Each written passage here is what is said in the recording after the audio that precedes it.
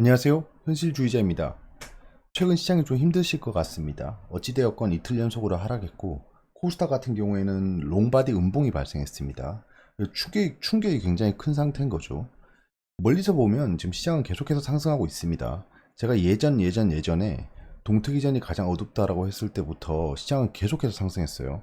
근데 최근에 봤을 때도 이렇게 오랜 기간 하락한 적이 있습니다. 오랜 기간 하락한 적도 있지만 그 뒤에 하락폭 그대로 메우고 상승하죠. 똑같습니다. 지금 조정이 오더라도 기간 조정이 지난 다음에는 또 하락한 만큼 복구해주고 더 상승할 수 있는 여지가 있다는 겁니다. 시장은 항상 그렇게 상승과 하락을 반복하고 있는 거죠. 외국인 기관들의 매동도 지속적으로 그 매수가 들어왔으면 매도를 할 수밖에 없는 거예요. 지속적으로 매수하면 얼마나 좋겠습니까? 시장이 원웨이로 올라가면 얼마나 좋겠습니까? 하지만 그렇게 흘러갈 수는 없고 조정은 필연적이라는 겁니다. 그 타이밍이 왔다는 거죠. 지속적으로 상승 채널을 그리고 있었고 그 상승 채널에 맞게 지금 조정을 보이고 있어서 시장 자체는 좀 견고한 상태입니다. 그리고 금리 인하에 대한 이슈가 있는 거죠. 금리 인하 시기가 뒤로 밀릴 수도 있다. 파월 의장이 얘기했죠. 지금은 금리 인하를 서두를 단계가 아니다라고 해서 뭐 조정을 보이고 있다고는 하지만 그 말을 반대로 생각하면 금리를 인상시키겠다는 것도 아니고 금리 인하의 타이밍을 조금 늦추는 거일 뿐입니다. 말씀드렸다시피 금리 인하가 지속적으로 발생하고 자주 발생하는 건 오히려 좋지 않습니다. 지금 금리 인하를 왜 안 한다고 하고 있습니까? 그 이유를 보면 아시지 않습니까? 경제가 좋기 때문에 안 한다는 겁니다. 그럼 경제가 좋은데 주식이 하락할 이유가 있을까요? 없습니다. 결국엔 지금은 수급 문제고 시장 분위기 문제인 겁니다. 주봉으로 보시면 바닥을 찍은 다음부터 지속적으로 상승하고 있고 이 상승 채널을 그려보면 이렇게 그려보면 상승 상단에 와서 지금 조정을 보이고 있는 겁니다. 조정을 보면 어디까지 보일 수 있냐? 2400까지 떨어질 수 있겠죠. 2400.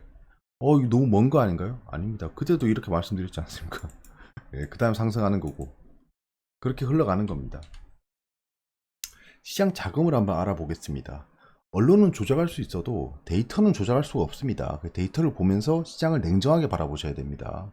어떠한 잡다한 잡음에 휘둘리시면 안 됩니다. 시장이 오르면 오른다고 난리치고 떨어지면 떨어진다고 난리치고 이런 약간 페이크 언론들이 굉장히 많아졌습니다. 요즘에 유튜브만 봐도 막 시장을 재단하는 그런 인플루언서들이 굉장히 많아졌더라고요. 저 몰랐는데.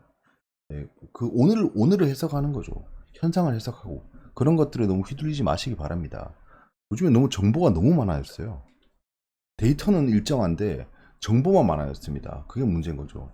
증시자금 추이를 보시면 이거 늘 저희가 보던 거잖아요. 여기서의 산은 증시 주변 자금입니다. 투자자의 예탁금이죠. CMA 잔고액입니다. 지금 그냥 전체적인 추이를 보세요. 최근에 하락할 때 쭉 증시자금이 줄었어요. 증시자금이 줄다가 반등을 시작한 다음부터는 증시자금이 올라가고 있습니다. 이렇게 증시자금이 계속해서 올라가고 있다는 겁니다. 증시에 자금이 많아지고 있어요. 그럼 금리 인하에 대한 시그널인 거죠, 결국엔. 근데 금리 인하를 안 한다고 이게 자금이 줄어든다? 그렇지 않습니다. 증시 자금 자체는 늘어나고 있다. 이걸 체크하시고요. 그 다음에 여기 요 하늘색 선이 공매도 잔고입니다. 공매도 잔고량 계속 줄고 있죠. 공매도를 상환하고 있다는 겁니다. 그럼 최근에 시장의 상승은 공매도 상환과 연관이 있다는 거죠. 신용 잔고량은 조금씩 상승하고 있습니다. 요거는 일단 증시 자금이 상승하고 있기 때문에 그에 발맞추어서 신용 잔고가 올라가고 있는 겁니다. 외국인 비중을 보실까요? 외국인 비중은 바닥을 찍은 이후부터 계속 상승했습니다. 지금 현재 시장의 상승은 외국인 자금이 계속해서 들어오고 있는 거예요. 근데 폭발적으로 들어오지 않고 있는 이유는 무엇이냐라고 하면 한미 금리 차죠. 아직 금리 차가 2%포인트가 나고 있습니다. 그래서 원달러 환율도 계속해서 약세를 보이고 있는 거죠. 그래서 다시 말씀드리면 원달러 환율이 지금 이슈입니다. 한미 금리 차가 지속되고 있는 거죠. 이제 미국이 금리를 지속적으로 내려야 한미 금리 차가 좁아들겠죠. 지정학적 리스크가 지속해서 발생하고 있습니다. 우크라이나, 러시아, 기타 등등. 그리고 말씀드렸다시피 상승 채널 상단을 맞고 떨어지고 있는 상황이에요. 이렇게 되면 프로그램 매수나 기술적인 자금이 들어올 수가 없겠죠. 그럼 결국은 외국인과 기관은 현선물 트레이딩 놀이를 할 거고 그 기간 동안은 약세를 보일 수밖에 없는 겁니다. 건강한 조정인 거죠. 폭락을 막 지속적으로 해서 채널을 깨고 내려가고 이런 게 건강하지 않은 조정이지, 채널을 유지하면서 시장 자금이 줄어들지 않으면서 거래량이 폭발하지 않으면서 발생하는 조정은 그냥 건강한 조정인 겁니다. 건강한 조정. 기간 조정 이후에 다시 상승 예상하고 있습니다. 너무 언론에 휘둘리지 마세요. 미래산업 중심으로 매집을 하면 됩니다. AI, 로봇, 바이오.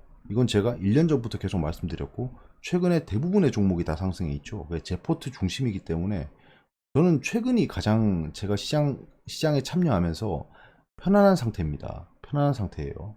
뭐 이슈도 없고 폭락하는 그 종목도 없고, 특히 최근에 정치 테마주로 재미를 좀 보고 있죠. 지금 조정을 좀 크게 보이고 있긴 하지만 마지막 피날레를 기다리고 있습니다. 아마 조만간 정리하지 않을까 합니다. 그거는.